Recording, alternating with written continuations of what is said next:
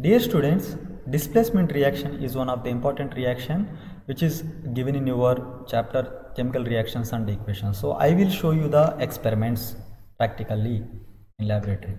So by that you will remember the concepts for a longer time. First, before going to there, we will understand the chemistry of displacement reaction, then I will show you the experiment. Displacement reactions, name itself is saying that displacing one element by another element. So displacement reactions are those reactions in which more reactive element will replace the less reactive element. Those type of reactions are called the displacement reaction. Let's take one example of zinc plus HCl. So regarding these reactions you study in the acids and bases lesson and metals and non-metals also. In the acids and bases, why you study? Because HCl is the acid. So acids when reacts with the metal, salts and hydrogen gas will be liberated.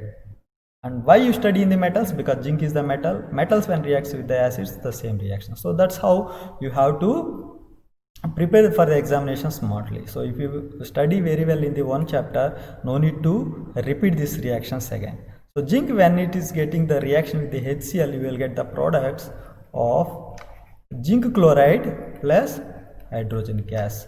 So to balance this reaction, what you have to do, you have to put 2 here, because 2 hydrogens are here and chlorine was 1 there, so that's why we put the 2 there. So hydrogen gas is liberating. Why we are saying this zinc is the more liberated, more reactive element? Because that is, you have to study the reactive series. Reactive series, if you remember these type of reactions, you can write easily. What is the reactive series? So that sequence you should remember. Which one is the most reactive element? Potassium is the more reactive element, then sodium, then calcium, then magnesium, more reactive than the aluminum. Okay. After the aluminum, zinc is the more reactive, then iron, then mercury is the lead is the more reactive after the iron, then hydrogen. After the hydrogen, copper is the more reactive, then the mercury, then the silver and the gold. So this sequence you should remember. If you remember this sequence, you can form the many questions of the displacement reaction. So potassium, sodium, calcium, magnesium, these elements are considered as a more reactive elements. These are considered as a more reactive elements. These will reduce the other elements easily to get the octet, to complete the octet. And from aluminum to the mercury, these are considered as a middle reactive, mid reactive. These are not more reactive or not less reactive, medium reactive. Then silver and gold, these are considered as a less reactive, very less reactive. That's how ornaments are the exist, because those are the stable. If you wear also, that will not react with the moisture, acids or anything easily. So that's how silver and gold are the more less reactive elements. Here zinc is the more reactive. If you see the reactive series, zinc is the more reactive than the hydrogen. That's how zinc can replace this hydrogen. Displacing, zinc is displacing the hydrogen, you are getting the product is zinc chloride. Because here zinc chloride, you cannot write ZnCl. You cannot write ZnCl as Cl is here, because the valence of Zn is 2, the valence of chlorine is 1. This many number has to be chlorine and this many number has to be zinc. That's how zinc chloride will form, ZnCl2. The same way we will see the another example. If you take the copper, if you take the copper sulfate, we add the iron to the copper sulfate. Copper sulfate is the blue colored one. Copper sulfate is the blue colored one. If you add the iron to the copper sulfate one, iron will replace the copper, as iron is the more reactive. Iron is the more reactive than the Copper is the less reactive. So this can replace this one, but this cannot replace this one. This reaction cannot happen. If you add this copper sulfate, this blue color will disappear after 30 minutes. You will get the pale green color of FeSO4 solution plus copper. So reverse, if you take copper, the brown color of copper, if you add to the FeSO4, which is the green color, you will not get the blue colored copper sulfate solution. So this reaction cannot happen because copper is less reactive than iron. So this cannot displace the iron. So this is what the displacement reaction. So we will check these two experimentally.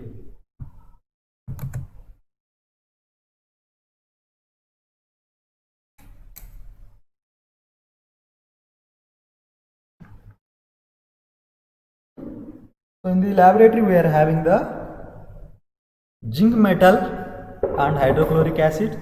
By using that one, whether hydrogen gas can be generated or not, bubbles are producing or not, that we will check. So to check whether hydrogen gas is producing or not, what we have to do, we have to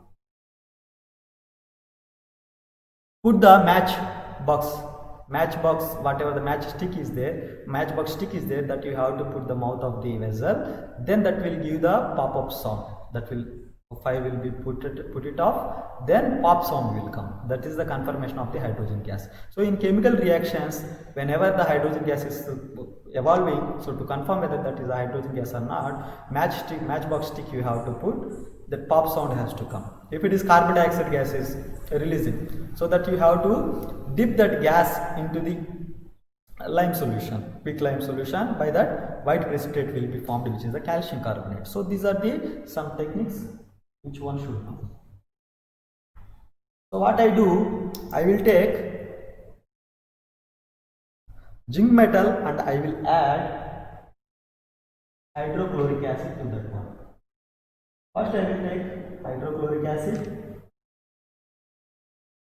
So if you are doing these experiments as a students, you cannot handle this one, as we are experts, so we are not using gloves, but you should not handle this type of experiments without gloves or wearing the aprons. So hydrochloric acid I am taking in the test tube.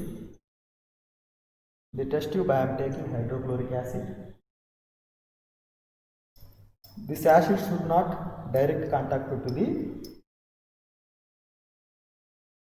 your skin. You have to be very careful. So what I am doing, I am taking hydrochloric acid.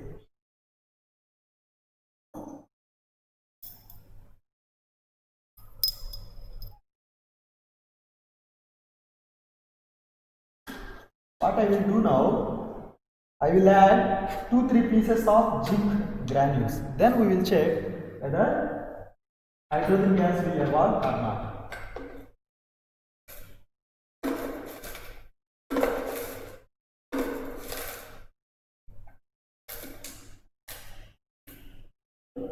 So this is a zinc metal. What I do, I will add to the hydrochloric acid. Then we will see whether any gases will produce or not.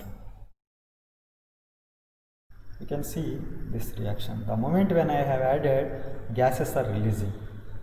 Bubbles you can see clearly, that is hydrogen gas. So if you put the matchstick there, that will give the pop-up sound and that will be put it off. And zinc chloride will be formed. Till the zinc metal consumes, till that gases will be produced. So this is the reaction of displacement reaction, and also when acids reacts with the metal, hydrogen gases releases.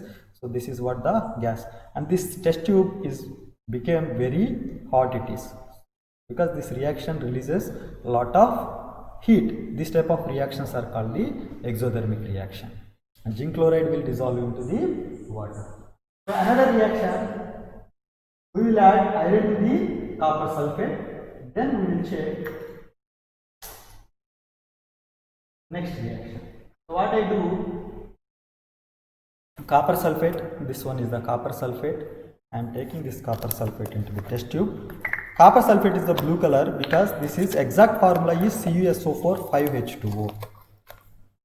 Due to water molecules are present, that's how it is the blue color. If you heat this one,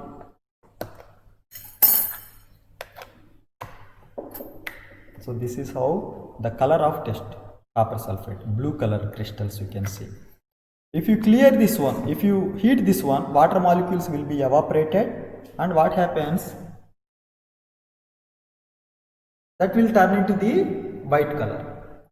So as water molecules as a coordination compounds are formed in this one, that's how it is just water hydration, crystals hydration. It is not also compound, it is just hydrated salts we can say. So copper sulfate can accommodate 5 molecules of water. So that's how it is the blue color. This is the blue color. Next what I do, I will add iron. So iron powder I am having, and to this one I will add iron powder. Okay, this is the iron powder I am adding to the test tube. So this experiment to fade it off. So to fade this blue color, this will take time. How much time it will take? It will take minimum 30 minutes it will take to complete this reaction. So before 30 minutes I have done this experiment, same experiment, and how the colors change I will show you. So this is the one test tube 30 minutes before I have done, which is pale green color you can see. So this is one just now I have added.